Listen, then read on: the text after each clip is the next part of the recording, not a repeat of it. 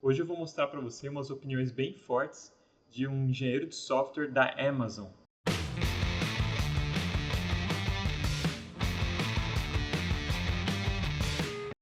E aí galera, beleza? Esses dias eu estava lendo aqui umas opiniões de um engenheiro de software da Amazon. Ele está há 6 anos lá na Amazon e ele fala de algumas opiniões que na verdade ele mudou ao longo desses anos, algumas opiniões que ele agregou ao longo do caminho e opiniões antigas nas quais ele não mudou de ideia. Eu queria mostrar essas opiniões aqui para vocês, que são bem fortes, e comentando algumas delas, temperando um pouco com as minhas ideias. Vamos lá! Então esse aqui é o blog.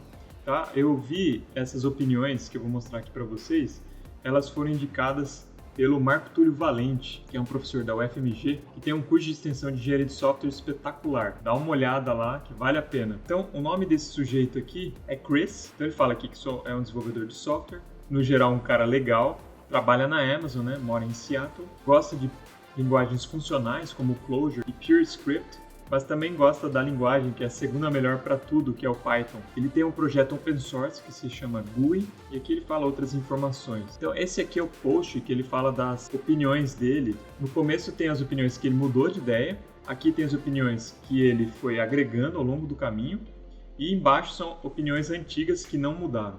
A primeira opinião aqui, que ele mudou de ideia, é essa aqui, ó.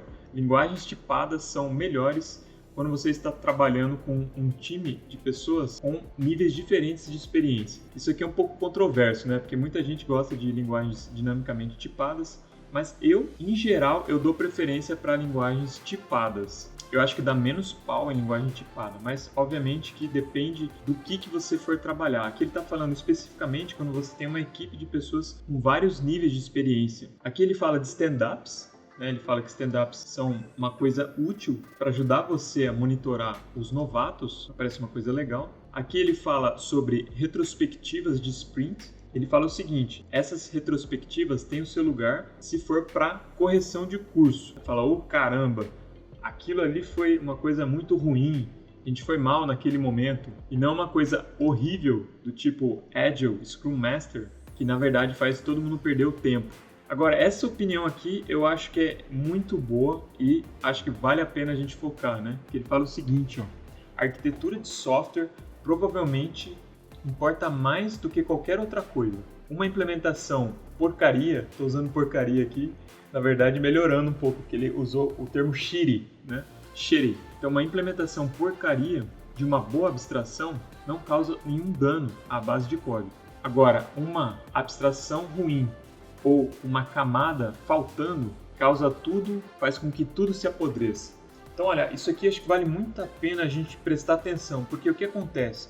Esses dias eu vi alguém falando que estava utilizando a Clean Architecture num projeto pessoal e mostrou lá pro pessoal que trabalhava com ele.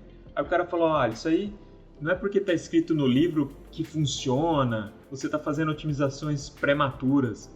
É claro, né? A gente tem que tomar cuidado com o Yagni. Ele até fala do Yagni aqui mais para baixo, que é You ain't gonna need it. Quando você fica implementando coisas para poder generalizar no futuro, mas você nem sabe se vai generalizar no futuro. Então, de fato, tem que tomar cuidado com isso. Mas a arquitetura é uma coisa muito importante, pessoal. Não é over-engineering você usar, por exemplo, Clean Architecture num projeto minimamente complexo. Vale a pena mesmo. Você não vai se arrepender. Eu já contei a história aqui do Uber. Se você não viu ainda, dá uma olhada lá em cima, que eu vou colocar o link. Então, assim, o Uber quase falhou completamente por causa de um problema de arquitetura. Então, vale a pena a gente focar nas nossas arquiteturas. E aqui, um engenheiro, né, com 6 anos de experiência. E é uma coisa o quê? Que ele mudou de ideia. Isso quer dizer que antes ele não sabia que a arquitetura era uma coisa que realmente importava muito. Então isso é uma coisa que eu tenho percebido, pessoal. Às vezes as pessoas não dão muito valor para a arquitetura de software quando elas estão começando. Depois de um tempo é que elas veem o real impacto de ter uma arquitetura boa ou uma arquitetura ruim. Por exemplo, uma arquitetura sem uma determinada camada que deveria estar lá, ou uma abstração ruim, como o Chris comenta aqui. Outra opinião aqui que também é bem controversa é que ele fala que o Java não é uma linguagem tão terrível assim. Então, algumas pessoas podem discordar disso, mas eu acho de fato que o Java não é uma linguagem tão terrível assim. Ele está meio mal mesmo, a fama do Java está horrível, né? Todo mundo fala, teve um cara até que eu vi esses dias falando que indo para academia, né, e eu acho que é uma coisa que custava para ele, falava que não era tão ruim quanto programar em Java ainda. Né? Então, realmente, o Java está com uma fama terrível, mas não acredito que seja uma linguagem tão terrível assim. Não tenho utilizado muito, né? Tenho utilizado mais o TypeScript, o Node, mas não acho que o Java seja tão terrível assim. Outra opinião legal é essa daqui, ó. Clever code isn't usually good code. O que é clever code, pessoal? É o código que o cara tenta, por exemplo, às vezes fazer uma coisa ficar muito enxuta, né? Usa de recursão quando não precisa, fica usando toda hora operador ternário. Então, às vezes tem coisas que realmente deixam o código mais enxuto, mas não necessariamente mais claro. Né? Então, a ideia do clean code é você deixar o código bem claro para que todos consigam entender. Antigamente, parece que havia essa ideia de você realmente usar de toda a sua inteligência para fazer com que o código ficasse mais enxuto possível, só que ninguém entendia nada, né? Hoje em dia existe esse movimento de clean code, que é realmente é o que ele fala aqui, ó. A clareza é mais importante do que todos os outros interesses. De fato, eu acredito nisso, né? Porque o código que a gente escreve não é só para o computador entender.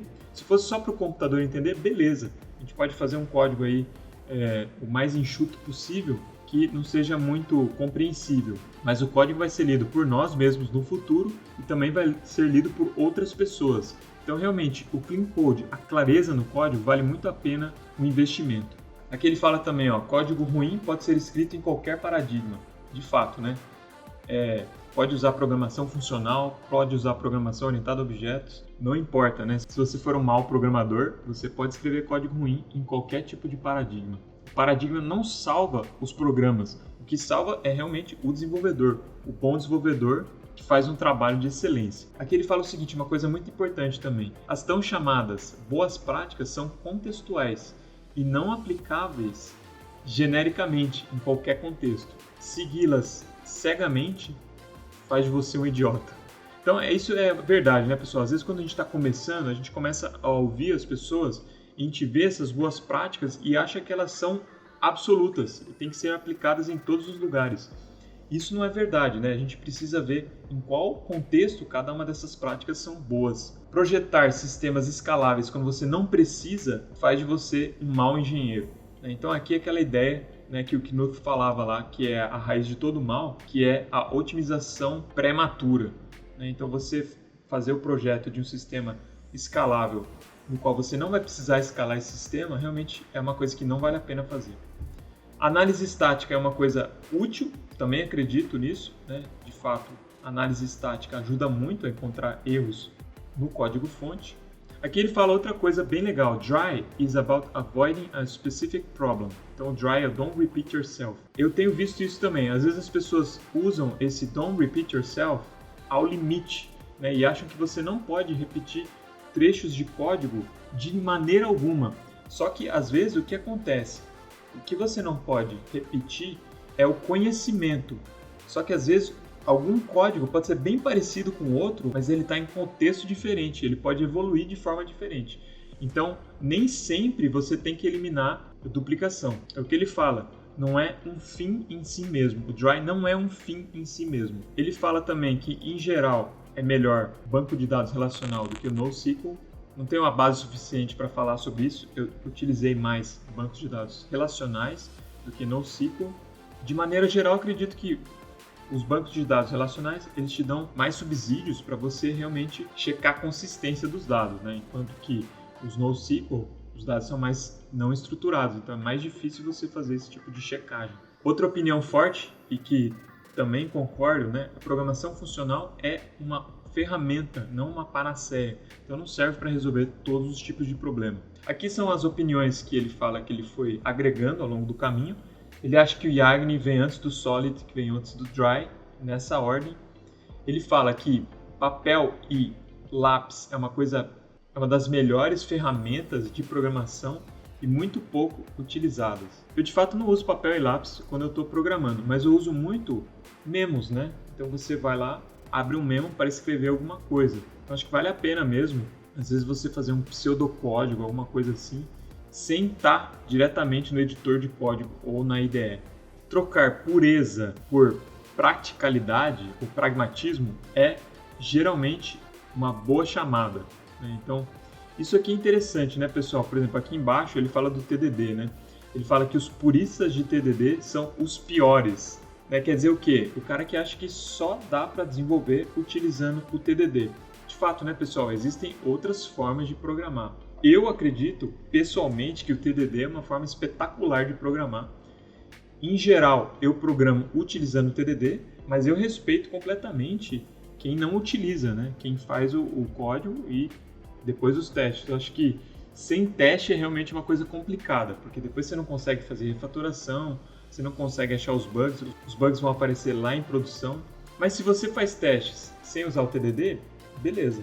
Eu não sou um purista nesse sentido.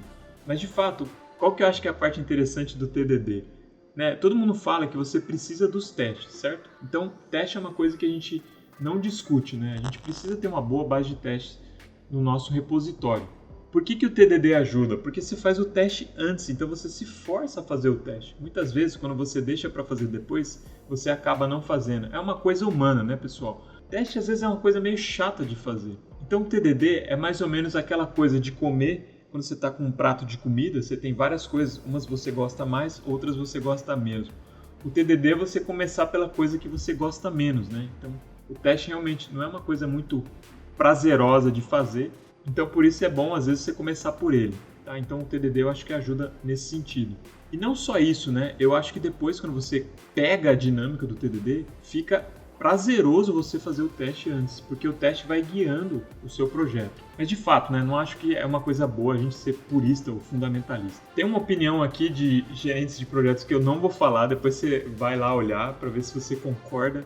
Tá? Vou pular essa daqui porque é uma opinião muito forte mesmo. E acho que tá bom para esse vídeo aqui.